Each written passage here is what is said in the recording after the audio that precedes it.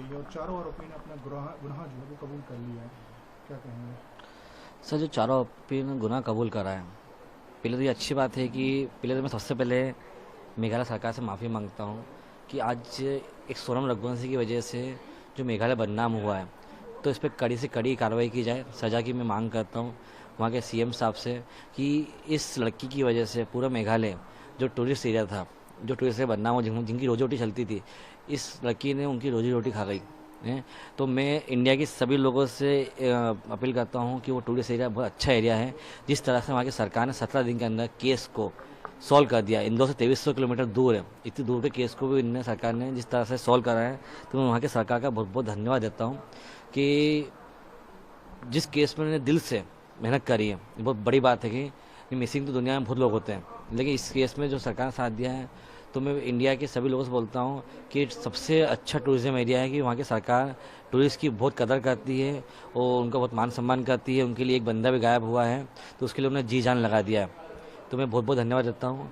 दूसरी बात, जो 4 लोग वहाँ अपराधी में पाए गए हैं, इसे थोड़ी सी और पूछताछ की जाए कि प्लानिंग कब से चल रही थी, कैसे हो रही थी, क्या हो रहा था। ये है सोनम रघुवंशी, इस पर कड़ी से कड़ी कार्रवाई की जाए, कड़ी से कड़ी कार्रवाई की। उसने आज 7 परिवार को बर्बाद कर दिया। पहला मेरा परिवार, दूसरा मेघालय जो टूरिस्ट की बल पे चलता था, वहाँ जो उनकी रोजी रोटी को इनने बर्बाद कर दिया। वहाँ के बच्चे जो चलते थे, टूरिस्ट पे थे, उनको खाया है। 4 लड़के जिनको इनने पैसे दे के लिया है मर्डर करवाने के लिए, एक खुद का परिवार, 7 परिवार को खा गई है औरत। इसको क्या नाम दिया जाए? ये पिशाचनी नाम बोलते हैं, जैसे पिशाचनी क्या होती है जो सबको खा जाती है, ये वो औरत थी। इस पर कड़ी से कड़ी कार्रवाई की जाए। सर, जो राजा थे और जो पूनम थी, दोनों मांगलिक थे, ये बात आ रही है कि मांगलिक हाँ, और तांत्रिक क्रियाएं वगैरह की देखो सब सब, बात कर रहे हाँ, हैं। मांगलिक राजा भी था, लड़की मांगलिक थी। और जैसे बहुत से सुना था अपन, एक हिंदू धर्म में जैसे बोलते ना, सुनने में ऐसा आता है कि लड़का मर जाए, दूसरी शादी उसकी सक्सेस होती है, तो इसी को प्लानिंग करी हो। तांत्रिक क्रिया की बात ऐसी आती है कि जब राजा रघुवंश सोनम मिसिंग हुए थे, तब इनके पापा ने फोटो उल्टी क्यों नहीं टांगी? यदि टांगते आज राजा जिंदा होता। बेटी की फोटो टांगी तो बेटी जिंदा मिल भी गई है। तो ये सोचने पे चीज़ मजबूर कर रही है। वैसे कौन सा तांत्रिक था जिसने इतनी चीज़ों को खट से बोला और बच्चे मिल भी गए उनकी? जैसे उनके पापा हमारे घर पे आए थे जब राजा का अंतिम संस्कार हुआ था, उनके पापा से बोलते नहीं बना था, वो ऐसे बैठे रहे पूरे टाइम, उठे नहीं, ना मीडिया से बात कर पाए थे।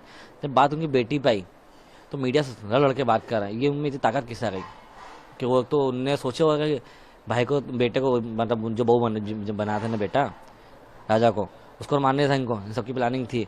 तो सब पे कार्रवाई की जाए। शिलांग पुलिस से मेरी अपील है, एमपी पुलिस से अपील है कि सबसे बारीकी से पूछा जाए, इनकी मम्मी से ही, पापा से भी। गोविंद से नहीं बोल सकता कि गोविंद का हमने जो नेचर देखा है वो अच्छा है लड़का, उसका नहीं कर सकता, लेकिन माँ को सब पता रहता है लाइफ में कि बेटी क्या कर रही, बेटी का अफेयर है या नहीं है, उसकी लड़की का चक्कर था, तो माँ के पास तो जरूर कहोगी कि मेरे को वहाँ शादी नहीं करना है। लेकिन माँ ने हवाला दे दिया उसको, इस हवाले का नाम तो इनका हो ही गया। अब इनके लिए हवाला छोटी मोटी बात नहीं है कि पापा को 2 अटैक आ गया, बेटा तो ऐसा करेगी तो पापा मार जाएंगे, ये हो जाएगा, वो हो जाएगा। तो फिर लड़की ने खुद की प्लानिंग स्टार्ट कर दी। अरे इस लड़की ने उसके सुख पाने के लिए 7 परिवार को बर्बाद कर दिया। तो ऐसे लड़की को तो कड़ी से कड़ी सजा दी जाए। मतलब आप लग रहा है तांत्रिक क्रियाएं